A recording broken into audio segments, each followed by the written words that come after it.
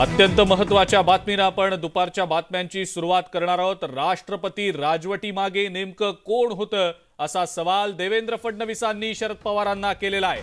2019 मध्ये राष्ट्रपती राजवट का लागू झाली आणि कुणाच्या सांगण्यावरून राष्ट्रपती राजवट लागू झाली असा सवाल देवेंद्र फडणवीस यांनी शरद पवारांना केलाय। त्या 35 दिवसात नेमकं काय घडलं असा प्रश्न देखील आता उपस्थित करण्यात आलेला आहे। पवारांच्या वक्तव्यावर फडणवीस यांनी प्रतिक्रिया देताना अनेक महत्त्वाचे प्रश्न उपस्थित केले। त्यामुळे आता या सत्ता संघर्षाच्या 35 दिवसांचं गूढ आणखी वाढताना दिसतंय। उपमुख्यमंत्री देवेंद्र फडणवीस यांनी शरद पवारांच्या भाष्यावर प्रतिक्रिया देताना अनेक सवाल अनेक प्रश्न उपस्थित केलेले आहेत। चांगला आहे, त्यांनी काही खुलासा केलेला आहे। आता माझी अजून अपेक्षा त्यांच्याकडनं आहे की राष्ट्रपती राजवट का लागली, कोणाच्या सांगण्यावरनं लागली, त्याच्या पाठीमागे काय होतं, याही संदर्भातला खुलासा जर त्यांनी केला तर मग सगळ्या कड्या जुळतील आणि मग सगळ्या गोष्टी तुमच्या समोर येतील। त्यामुळे आता त्याही संदर्भातलं उत्तर त्यांच्याचकडनं यावं ही माझी अपेक्षा। पहाटेच्या शपथविधीवर राष्ट्रवादी काँग्रेसचे अध्यक्ष शरद पवार यांनी मोठं वक्तव्य केलंय। त्या शपथविधीमुळे राज्यातली राष्ट्रपती राजवट उठली असं वक्तव्य पवारांनी केलं। मात्र या शपथविधीबाबत तुम्हाला कल्पना होती का या प्रश्नाचं उत्तर देणं मात्र त्यांनी टाळलेलं आहे।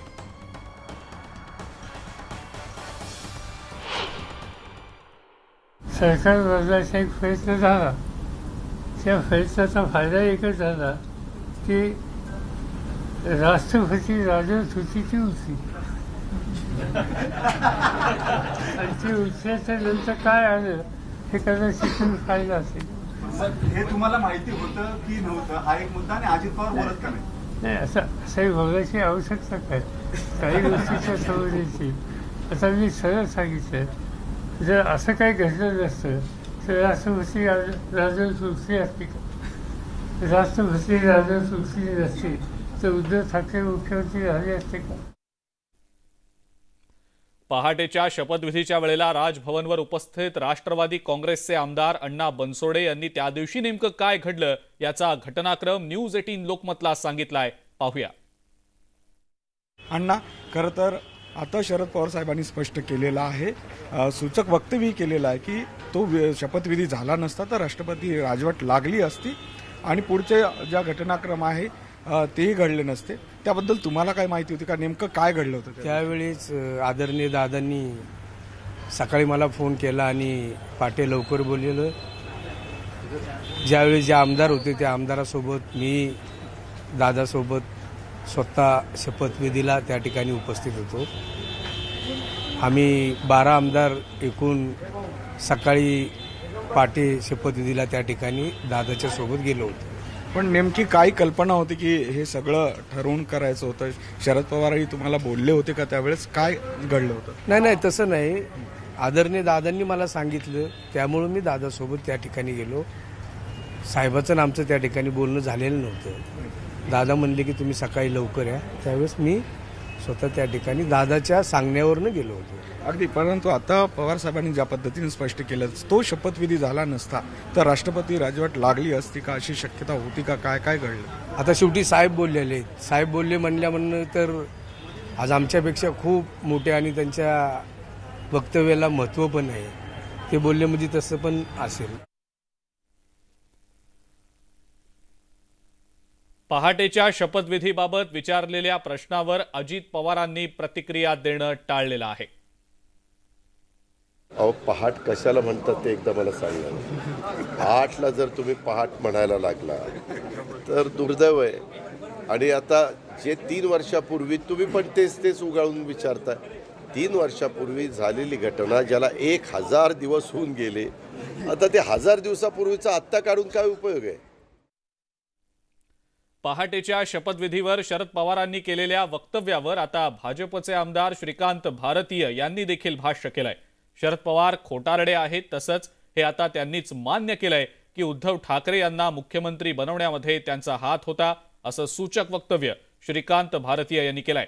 पहाटेच्या शपथविधीमुळे राज्यातली राष्ट्रपती राजवट उठली असं वक्तव्य शरद पवारांनी केलेलं होतं आणि त्यामुळे पुन्हा एकदा शपथविधीच्या मुद्द्यावरून नव्या चर्चांना उधाण आलेलं आहे आणि याच संदर्भात श्रीकांत भारतीय यांनी पवारांवर खोचक टीका केली आहे. माझ्यासोबत आहेत देवेंद्र फडणवीस यांचे तत्कालीन OSD आणि आमदार श्रीकांतजी भारतीय. खरं तर त्या सगळ्या घटनाक्रमाचे तुम्ही पहिले साक्षीदार आहात. शरद पवारांनी केलेलं हे वक्तव्य यामुळं भाजपच कुठेतरी ट्रॅपमध्ये अडकली असा अर्थ काढला जातोय. काय अर्थ काढायचा आहे त्याचा? भाजप ट्रॅपमध्ये अडकण्याचं कारणच नाही.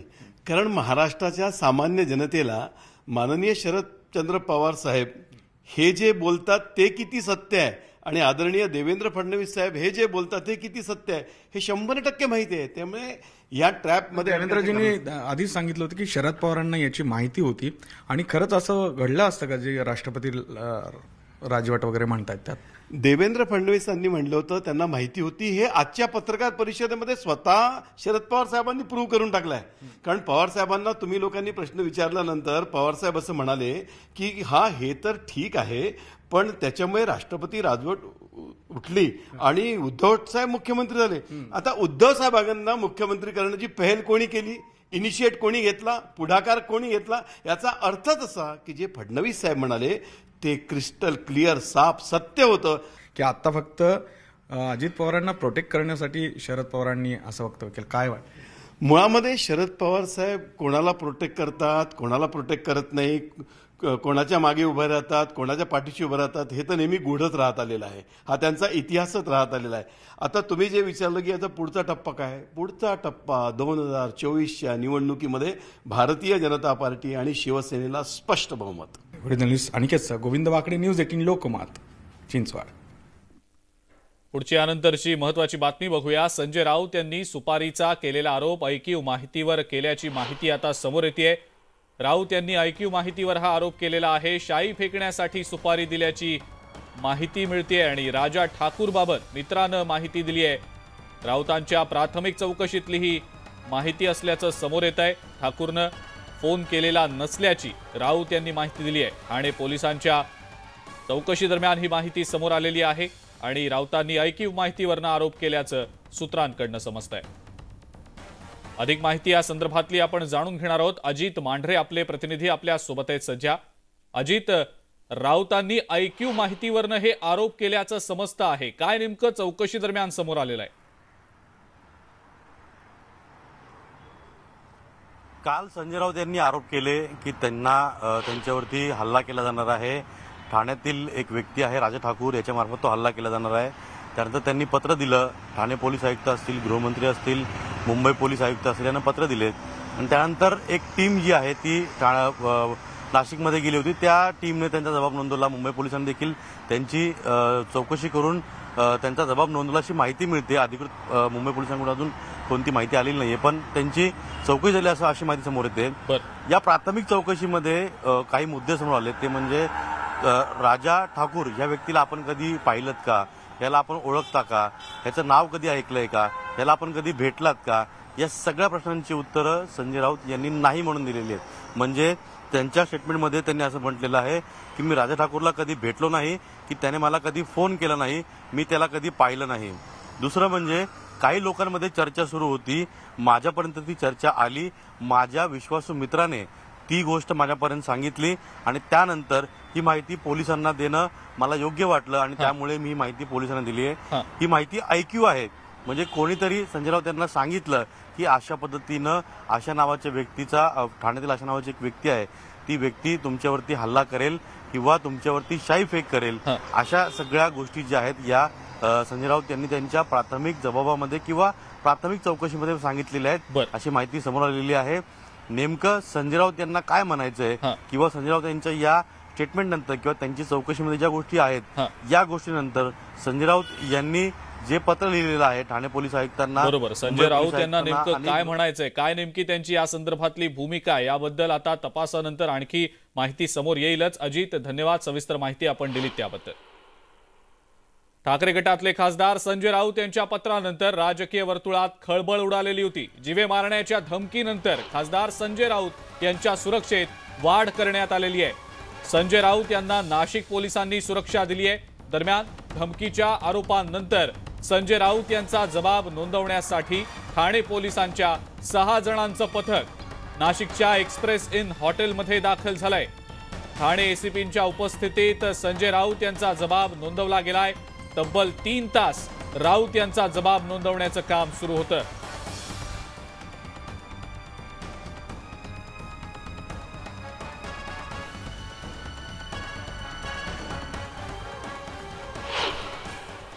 संजय राऊत यांनी त्यांना जीवे मारण्याची धमकी दिली अशा आशयाचं पत्र ज्यावेळेला ट्विट केलं त्यानंतर त्यांचे जबाब नोंदवण्याचं काम जे आहे ते ठाणे पोलिसांकडून केलं जात आहे। आपण जर दृश्यांमध्ये बघितलं तर ठाणे पोलिसांचं हे पथक जे आहे ते नाशिकमध्ये दाखल झालेलं आहे आणि हे पोलिसांचं पथक जे आहे ते संजय राऊत यांचा जबाब घेऊन आता रवाना झालेलं आहे। जर आपण दृश्यांमध्ये बघितलं तर 3 ते 4 अधिकारी जे आहेत गुन्हा दाखल झाला म्हणून काय झालं, कशा करता गुन्हा दाखल झाला, आपण कोणाविषयी अजिबात नाही वापरला मी अपशब्द। माननीय अमित शहा त्यांचे नेते गृहमंत्री हे महाराष्ट्रात आले आणि त्यांनी आमच्या नेत्यांविषयी अपशब्द वापरला, त्या अपशब्दाला मी त्या शब्दानं उत्तर दिलं। गुन्हा दोघांवर दाखल व्हायला। मी त्यांचा कडवट विरोधक आहे, मी माझ्या पक्षाशी एकनिष्ठ आहे। माझा ठराव त्यांनी वारंवार निषेधाचा केला पाहिजे, हा माझ्यासाठी सन्मान आहे। खासदार संजय राऊतांच्या आरोपांवर मुख्यमंत्री एकनाथ शिंदे यांनी प्रतिक्रिया दिली आहे। आम्ही कुणाच्याही सुरक्षेत कपात केलेली नाही, विरोधक आहेत म्हणून सुरक्षा कमी केलेली नाही, असं एकनाथ शिंदे यांनी म्हटलंय।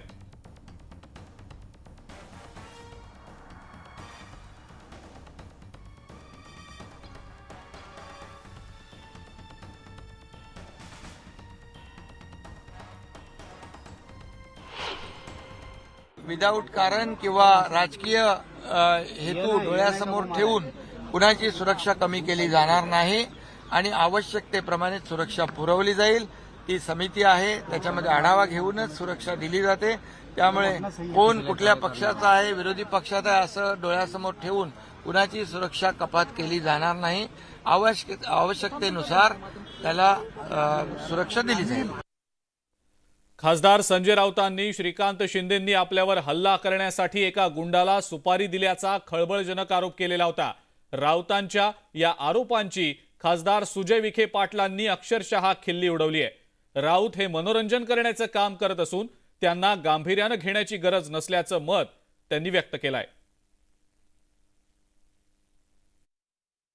श्रीकांत हा माझा फार जुना मित्र आहे, मी पाहिलं आहे, डॉक्टर आहे आणि त्याचा स्वभाव पाहून मला आजपर्यंत या माझ्या 3 वर्षाच्या कारकिर्दीमध्ये त्याच्या तोंडातून कधीही एखादा अपशब्द निघताना मी पाहिला नाही किंवा कधी आवाज उंच करून न बोलणारा व्यक्ती त्याच्यावर असा आरोप होत असेल तर मला वाटतं याच्यापेक्षा दुसरी हास्यास्पद किंवा विनोदी गोष्ट होऊ शकत नाही।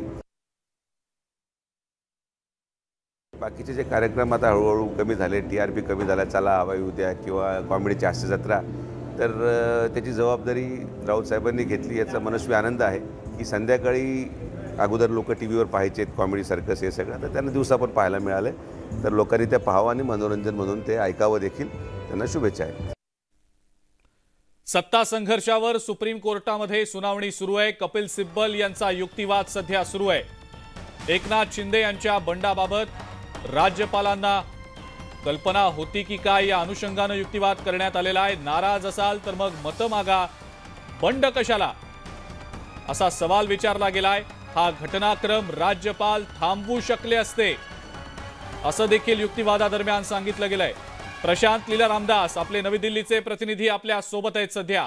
प्रशांत, कपिल सिब्बल युक्तिवाद करतायत सध्या आणि महत्त्वाच्या मुद्द्यांवर त्यांनी युक्तिवाद केलेला आहे, काय सांगता येईल या सगळ्याबद्दल?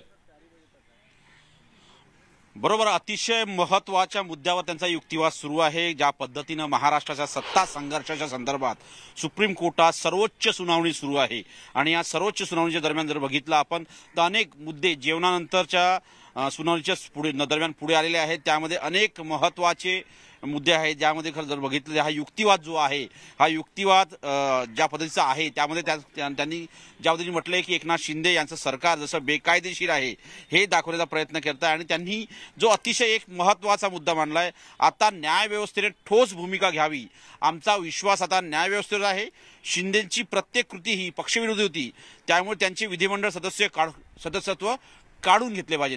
याच विषयावरती चर्चा करण्याकरता माझ्यासोबत ॲडव्होकेट राज पाटील आहे, त्यांच्यासोबत आतापर्यंत ते या संपूर्ण सुनावणीच्या दरम्यान ती सुनावणी ऐकत होते। सर, सध्या काय युक्तिवाद आहे आणि आतापर्यंत जेवणानंतरच्या युक्तिवादामध्ये काय महत्त्वाचे मुद्दे पुढे आलेले आहेत? जुरेनी बोलता त्यांनी सर्वात सुरुवातीला संसदीय लोकशाहीमध्ये ओरिजिनल पार्टीचे प्रोडक्ट असते लेजिस्लेटिव्ह पार्टी असं पहिल्यांदा म्हटलं, ते यांनी आर्ग्युमेंट सुरू झाली। त्यानंतर निवडून आलेले सदस्य हे चीफ व्हिपला आणि पार्टीला म्हणजे पार्टीचे जे कमांडंट असते त्यांना बांधील असतात, ही एक दुसरा मुद्दा त्यांनी हे केला। आणि नंतर त्यांनी इन्स्टिट्यूशनल मॉरॅलिटी यावर म्हणजे जे संस्था आहे त्यांच्या मॉरॅलिटीवर भाष्य केलं। आता तीच आर्ग्युमेंट त्यांनी पुढे सुरू केलेली आहे। आता सध्या बघावं लागेल की त्यांची आर्ग्युमेंट कधीपर्यंत चालती। आता सध्या ते आर्ग्युमेंट ठाकरे गटाकडून करतच आहे, त्यानंतर अभिषेक मनु सिंघवी करतात का किंवा कामत करतात हे बघावं लागेल, पण अजूनपर्यंत त्यांची आर्ग्युमेंट चालू आहे। आज मला असं वाटतं की 3:30ला त्यांची दुसरी हिअरिंग असल्या कारणाने तोपर्यंत हे मॅटर चालन, त्यानंतर पुन्हा सरन्यायाधीशाकडे ते जे इलेक्शन कमिशनचं मॅटर ते पुन्हा लिस्ट आहे ते त्यासाठी 3:30 वाजता वेळ दिलेला आहे, ते मॅटर 3:30ला सुरू होणार आहे। आता 15 मिनिटं बाकी आहे, तोपर्यंत मला वाटतं कपिल सिब्बल हे आर्ग्युमेंट करतील।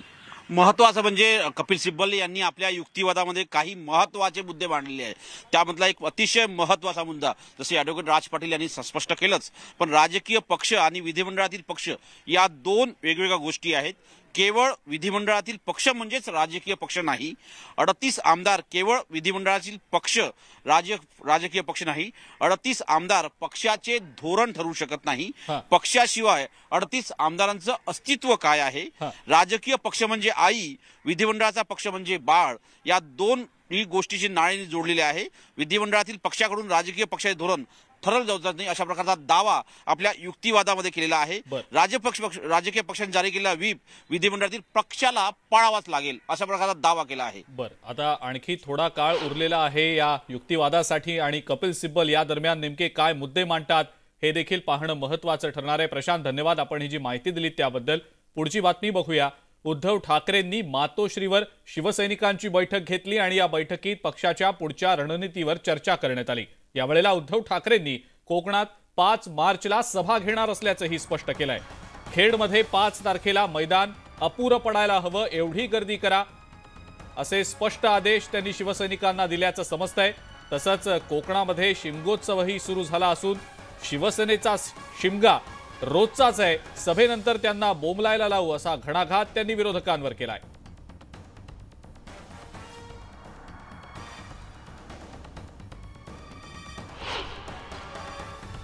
बाकीचं 5 तारखेला तिकडे बोलणार आहे, मैदान अपुरं पडणार का? ठीक आहे,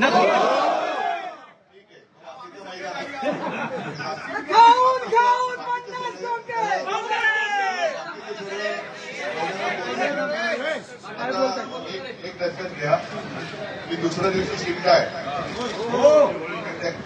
होळीमध्ये ते सुद्धा आणि शिमगा पण आहे ना, यातलं शिमगा रोजचा चालू आहे, असं करायचं की ते बोंबलत सुटले पाहिजे। गुढीपाडवा तसंच डॉक्टर बाबासाहेब आंबेडकर जयंतीच्या निमित्तानं शिधापत्रिका धारकांना 100 रुपयांमध्ये आनंदाचा शिधा देण्याचा निर्णय मुख्यमंत्री एकनाथ शिंदे यांच्या अध्यक्षतेखालील मंत्रिमंडळ बैठकीमध्ये घेतला गेलाय। याचा लाभ अंत्योदय अन्न योजनेतल्या राज्यातील 1,63,00,000 शिधापत्रिका धारकांना होणार आहे। यापूर्वी दिवाळीमध्ये आनंदाचा शिधा देण्यात आलेला होता।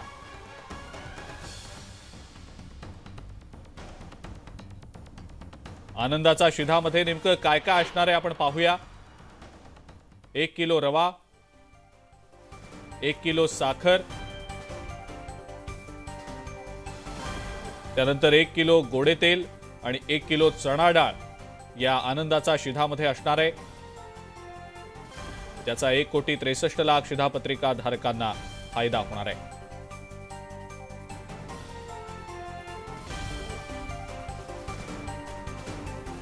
स्वाभिमानी शेतकरी संघटनेचे अध्यक्ष राजू शेट्टी सोलापूर जिल्हा दौऱ्यावर आहेत। माळशिरस इथं राजू शेट्टींनी स्वाभिमानी शेतकरी संघटनेचे माळशिरस तालुका अध्यक्ष अजित बोरकर यांच्या कुटुंबानं आयोजित केलेल्या गजी ढोल कार्यक्रमात ढोल वाजवून पारंपरिक गजी नृत्य सादर केलं।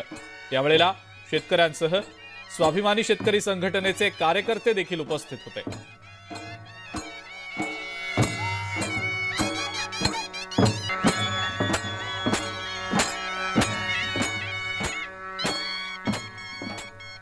ब्रेकनंतर आपल्या सगळ्यांचं पुन्हा एकदा स्वागत। सटाण्यातल्या महाराष्ट्र गुजरात सीमेवरून केल्या जाणाऱ्या परदेशी दारू तस्करीचा पोलिसांनी आता पर्दाफाश केलाय। एका कंटेनरमधून तब्बल 12.25 लाख रुपये किमतीच्या विदेशी दारू साठ्यासह 24 लाख रुपयांचा मुद्देमाल जप्त करण्यात आलाय। या प्रकरणी पोलिसांनी एका आरोपीला अटक केली आहे। दरम्यान एका कंटेनरमधून विदेशी दारूची तस्करी केली जात असल्याची गुप्त माहिती मिळाल्यानंतर पोलिसांनी सापळा रचून ही कारवाई केली आहे। धुळ्यामध्ये मजूर मित्राचा खून करून फरार झालेल्या संशयिताला धुळे स्थानिक गुन्हे शाखेच्या पथकानं जेरबंद केलाय। या प्रकरणी आरोपी रोहिदास जाधवला पोलिसांनी साताऱ्यातून अटक केली आहे। धुळे तालुक्यातल्या बोरकुंड गावात दत्तात्रय पिसाळचा खून झालेला होता। शेतीच्या कामादरम्यान मजुरीच्या पैशातून दोघांमध्ये वाद झाला। वाद विकोपाला गेल्यानंतर रोहिदास जाधवनं मजूर दत्तात्रयच्या डोक्यावर वार करत खून केल्याचं पोलीस तपासादरम्यान समोर आलं। या घटनेनंतर रोहिदास फरार झालेला होता।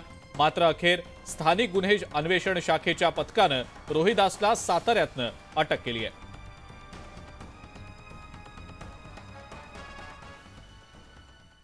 अकोल्यातल्या देवरी शिवारामध्ये गेल्या 2 ते 3 दिवसात 129 मेंढ्यांचा अचानक मृत्यू झाला। मेंढपाळ मेंढ्यांना चराईसाठी घेऊन गेलेले होते आणि त्यानंतर ही घटना घडली। या मेंढ्यांचा मृत्यू कशाने झाला याचं कारण अस्पष्ट आहे। मात्र या घटनेचं गांभीर्य पाहता पशुसंवर्धन विभागाचं पथक घटनास्थळी ठाण मांडून आहे। मृत मेंढ्यांचे नमुने तपासणीसाठी घेतले गेलेत आणि त्यानंतर ते पुण्याला पाठवण्यात आलेले आहेत।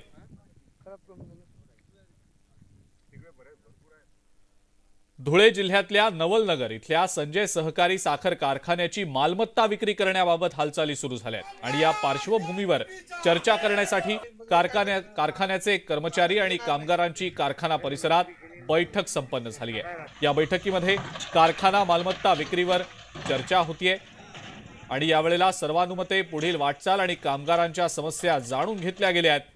कारखान्याची मालमत्ता विकल्यानंतर येणाऱ्या रकमेतनं तत्काळ कामगारांची देणी आधी दिली जावीत अशी मागणी यावेळेला कामगारांनी केलेली आहे।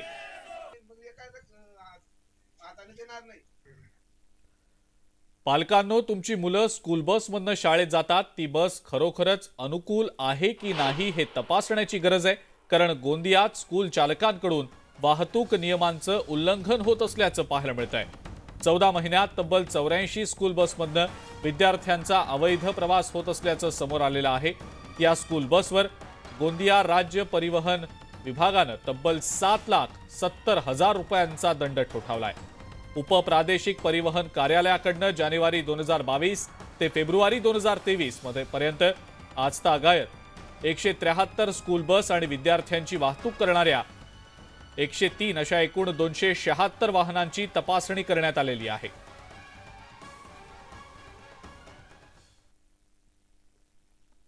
गोंदियामध्ये शिक्षकी पेशाला काळीमा फासणारी घटना घडलेली आहे। जिल्हा परिषद हिंदी पूर्व माध्यमिक शाळा डांगुर्लीत 5वी मध्ये शिकणाऱ्या 5वीला शिकवणाऱ्या शिक्षकानं विद्यार्थिनीसोबत अश्लील चाळे केल्याची घटना घडलेली आहे। हा सगळा प्रकार मुलींना आई वडिलांना सांगितल्यानं पालक आक्रमक झालेत। त्यामुळे आता पालकांनी शाळेत जाऊन या शिक्षकाची लेखी स्वरूपात शिक्षणाधिकाऱ्यांकडे तक्रार केली आहे। या विरोधात पोलीस तक्रार करणार असल्याचंही पालकांनी म्हटलंय। शिक्षा की देवी है स्कूल और यहाँ शिक्षक लोग पढ़ाने आते हैं तो शिक्षा देना चाहिए। ये बच्चों के साथ में गलत अभद्र व्यवहार, ये मेरे को जानकारी मिली और मैं यहाँ पे पहुँचा और सबसे मीटिंग लेकर सर पे कड़ी से कड़ी कार्रवाई होना चाहिए। सरकार से मैं मांग करता हूँ और ये सस्पेंड होना चाहिए। मैंने अध्यक्ष को फ़ोन लगाया, अध्यक्ष भी आ गए हमारे, केंद्र प्रमुख को फ़ोन लगाया, उनको भी आ रहे हैं और हमारे गढ़ शिक्षणाधिकारी को भी शिकायत कर दिया हूँ क्योंकि मैं बोला और इसको ठहराव दे करके इसको यहाँ से हटाया जाए। इन महिलाओं के साथ में है, अपन साथ में उनके हैं, पालक हमारी भी, बच्चे हमारे हैं, और उनके साथ में अब अभी रावणवाड़ी थाना जाएंगे और उसकी शिकायत करेंगे की ये शिक्षक अपने को होना नाही।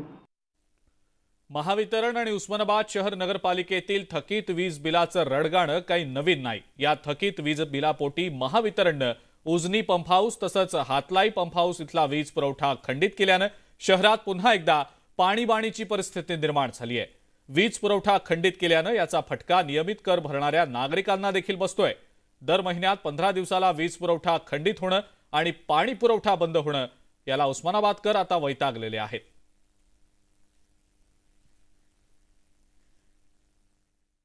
का मोठा प्रश्न आहे पाण्याचा। एक तर आर्थिक मानसिक सर्वतोपरी आम्ही कमकुवत, त्याच्यामुळे आम्ही आर्थिक दृष्टी असल्यामुळे पैसे देऊन पण आम्ही पाणी घेऊ शकत नाहीत। आणि तुम्ही असं जर प्रत्येक वेळेस जर केलं तर एकटे आणि शारीरिकही दुर्बल आणि आर्थिक पण दुर्बल कसं जगायचं जगणाऱ्यांनी। म्हणजे उस्मानाबाद शहराच्या जनतेला तुम्ही अंत बघायलात का? अहो सगळं कामधंदे सोडून बायका पोरं लेकरं गागर घे, कुठं कळशी घे, कोणत बरं पाणी देतंय का, कोणी विकत। आमची तर गल्ली अशी आहे की टँकर जरी मागवलं तर गल्ली बोळामध्ये रिक्षा टँकर सुद्धा येत नाही, अशी परिस्थिती आज आहे। आता म्युन्सिपाल्टीनं लाईट बिल भरलं नाही हे कारण टाकतात, मग आमची चूक आहे का जनतेची? चिंचवड विधानसभा पोटनिवडणूक प्रचार आता अंतिम टप्प्यात आलाय। अपक्ष उमेदवार राहुल कलाटे यांच्या कार्यकर्त्यांनी पुणे मुंबई रेल्वे प्रवास करणाऱ्यांशी संवाद साधला। सिंहगड एक्सप्रेसमधनं चिंचवड ते लोणावळा हा प्रवास करत नागरिकांशी त्यांनी संवाद साधला। यावेळेला पिंपरी चिंचवड रेल्वे प्रवासी संघटनांनी आपला पाठिंबा दर्शवलाय, तर कार्यकर्त्यांनी पत्रक वाटप करत शिट्या वाजवत प्रचारही केलाय। आपल्या ह्या चिंचवड भागामध्ये खरं तर उच्च शिक्षित उमेदवार म्हणून राहुलदादा कलाटे यांच्याकडे आम्ही सर्व तरुण त्यांच्या पाठीमागे उभे आहोत। कारण त्यांच्या विकासाचं विजन पाहिजे तर आज वाकडकडे आपण बघतो की संपूर्ण रस्ते हे विकसित करून तिथं सर्व सुखसुविधा उपलब्ध आहे। त्यामुळं ह्या निवडणुकीमध्ये पोटनिवडणुकीमध्ये सर्व आम्ही तरुण आहेत, सर्व आम्ही जे सुशिक्षित आहेत ते सर्व राहुलदादांच्या पाठीमागे खंबीरपणे उभे आहोत। आत्तापर्यंत चिंचवड मतदारसंघामध्ये जे दुर्लक्षितपणा जो झाला होता इतर उमेदवारांचा तो होऊ नये आणि ह्या दृष्टीने आम्ही राहुलदादा हे कार्यक्षम आणि शैक्षणिक दृष्टीने सक्षम असल्यामुळे ते ह्या गोष्टीचा नक्कीच विचार करून आमच्या ह्या समस्यांना योग्य तो न्याय देऊन आमच्या समस्या सोडवतील या अपेक्षा आम्ही त्यांच्याकडून करू इच्छितो। कोकणातल्या पर्यटनाला चालना देण्यासाठी आणि मुंबई गोवा हायवेवरचा ताण कमी करण्यासाठी रेवस रेड्डी सागरी मार्गाची निर्मिती करण्यात आली। या सागरी मार्गाचं काम 80% पूर्ण झालेलं आहे, मात्र महामार्गावरील खाडी पूल त्याला अडसर ठरलेत। दाभोळ खाडीवरील रेवस रेड्डी सागरी महामार्गावरील सर्वात मोठा पूल मंजूर आहे, मात्र प्रत्यक्षात या पुलाच्या कामाला सुरुवातच झालेली नसल्यानं दळणवळणासोबतच पर्यटनालाही मोठा फटका बसतोय। मुंबई गोवा महामार्गाला पर्याय म्हणून सागरी महामार्गाची निर्मिती करण्यात आली, मात्र या महामार्गावरचे 4 ब्रिज अजूनही पूर्णत्वास जाऊ शकलेले नाही, त्यामुळे सागरी महामार्गावरती मोठा अडसर निर्माण झाला आहे। दाभोळ खाडी असेल किंवा जयगड खाडी असेल, केळशीची खाडी असेल किंवा बाणकोट खाडी असेल, या 4 खाडीवरचे जे 4 ब्रिज जे आहेत ते प्रस्तावित आहेत। या ब्रिजचं काम होणं गरजेचं आहे। जर का या ब्रिजचं काम झालं तर या खाडीवरच्या ब्रिजमुळं हे जे जिल्हे आहेत हे जिल्हे जोडले जातील, दळणवळणाला मोठी गती मिळेल। परंतु सध्या तरी या खाडीवरचे जे प्रस्तावित ब्रिज आहेत त्या ब्रिजकडे शासनाचं लक्ष नाही, कोणत्याही प्रकारचे ब्रिजच्या कामाला सुरुवात झाली नाही, त्यामुळे सागरी महामार्ग सध्या तरी रखडल्याचं आपल्याला पाहायला मिळते। शिवाजी गोरे, न्यूज 18 लोकमत, दाभोळ, रत्नागिरी। कुडाळमध्ये एमआयडीसी परिसरात गेल्या काही महिन्यांपासून बेकायदा उत्खनन होत असून याबाबत प्रशासन कानाडोळा करत असल्याचा आरोप नागरिकांनी केलाय। या माती उत्खननाबाबत अनेकदा एमआयडीसी प्रशासनाकडे नागरिकांनी तक्रारी केल्या। या बेकायदा माती उत्खननामुळे पर्यावरणाचा ऱ्हास होतोय। एमआयडीसी प्रशासन याबाबत गंभीर नसल्याचंच दिसतंय। मंगळवारी नागरिकांनी हे उत्खनन बंद पाडलं आणि यावेळेला एमआयडीसीच्या संबंधित अधिकाऱ्यांना नागरिकांनी चांगलंच धारेवरही धरलं।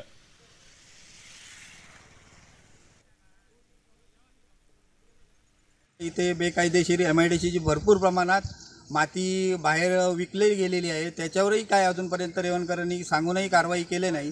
प्रत्येक वेळी हे ज्यावेळी आम्ही त्यांच्या कानावर बाब घालतो तेव्हा हात झटकत असतात आणि मी अधिकारी नाही आहे, मी हे नाही आहे अशी त्यांची उत्तरे असतात. माझा काही संबंध नाही. आज त्यांना प्लॉट नंबरसुद्धा आम्ही विचारायला गेलो तर मला माहीत नाही आहे प्लॉट नंबर किती आहे. माझं तर असं म्हणणं आहे की त्यांना काही माहीत नसतं तर हे अधिकारी नाही इथे शिपाई म्हणून बसवलं आहे काय. आम्हाला इथे एक चांगला अधिकारी मिळावा असे ग्रामस्थांच्या वतीने मी विनंती करतो. ब्रेकनंतर आपल्या सगळ्यांचं पुन्हा एकदा स्वागत. एकीकडे सर्वसामान्य नागरिक, शेतकरी आणि छोटे मोठे व्यावसायिक कोरोनातून सावरत विस्कटलेली आर्थिक घडी बसवण्याची धडपड करत असताना महावितरण ग्राहकांना वीज दरवाढीचा मोठा शॉक देण्याच्या तयारीत आहे. महावितरणनं वीज नियामक मंडळाकडे अव्वाच्या सव्वा वीज दरवाढीचा प्रस्ताव दाखल केलेला आहे. मुंबईतील बेस्ट, अदानी आणि टाटा या तीनही वीज कंपन्यांची प्रस्तावित दरांबाबतची सुनावणी पूर्ण झालेली आहे. या सुनावणीत सहभागी झालेल्यांना 23 फेब्रुवारीपर्यंत हरकती नोंदवता येणार आहेत. त्यानंतर 1 एप्रिलपासून प्रस्तावित दर लागू होण्याची शक्यता आहे. महावितरणनं 2023-24 मध्ये 37% आणि 24-25 मध्ये 14% दरवाढ प्रस्तावित केली आहे.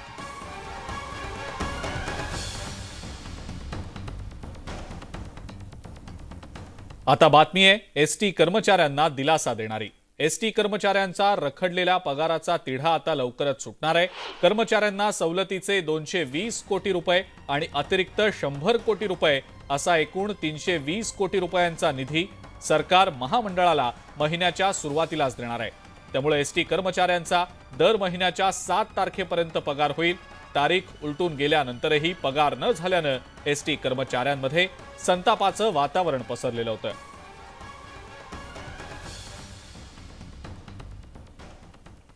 आणि आता एक महत्त्वाची बातमी आहे केंद्रीय सरकारी कर्मचाऱ्यांसाठीची. केंद्र सरकार लवकरच 8वा वेतन आयोग स्थापन करणार असल्याची माहिती समोर आलेली आहे.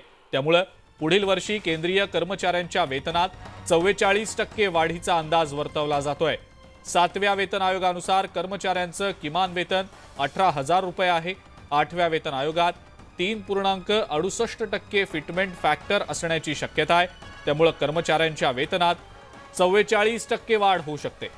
त्यामुळे आता किमान वेतन 18,000 रुपयांवरनं थेट 26,000 रुपये होऊ शकतं. 8व्या वेतन आयोगाची अंमलबजावणी 2026 पासून केली जाऊ शकते. पुढील वर्षी होणाऱ्या सार्वत्रिक निवडणुकीत सरकारी कर्मचाऱ्यांना भेट देण्याची तयारी असल्याची चर्चा सुरू आहे.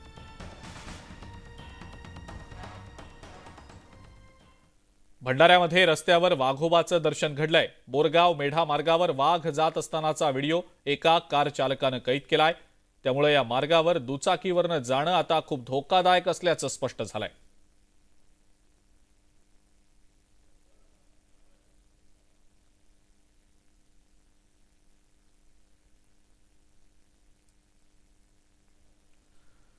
भंडाऱ्यात एका घरामध्ये काळवीट शिरल्यानं खळबळ माजली होती. कुत्र्यानं पाठलाग केल्यानं घाबरलेल्या काळवीटानं थेट घरातच मुक्काम ठोकला. भंडाऱ्यातल्या साकोलीमधल्या सानगडी गावातली ही घटना आहे. दरम्यान या काळवीटामुळे घरातल्या साहित्याचं नुकसान झालं. वन विभागानं मोठ्या शिताफीनं या काळवीटाला पकडून जंगलात सोडलं.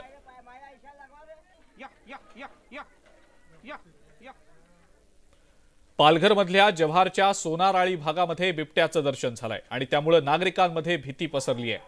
सोनाराळी जवळच्या असलेल्या खडकाळ भागामध्ये बिबट्या फिरत असल्याचा व्हिडिओ समोर आल्यानंतर वन विभागाकडून नागरिकांना सतर्कता बाळगण्याचा इशारा दिला गेलेला आहे.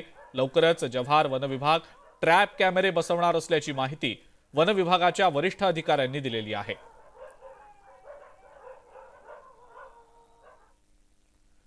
पुण्यातल्या सासवडमधनं निघालेली कावड यात्रा बीडच्या परळीमध्ये दाखल झाली आहे. परळीच्या रस्त्यावर बंबम भोलेचा गजर ऐकायला मिळालाय. परळीचं वैजनाथ महादेव, औंढा नागनाथ महादेव, उज्जैनचं महाकालेश्वर महादेव, ओंकारेश्वर महादेव मंदिर आणि महेश्वरी अशी ही यात्रा पार पडेल.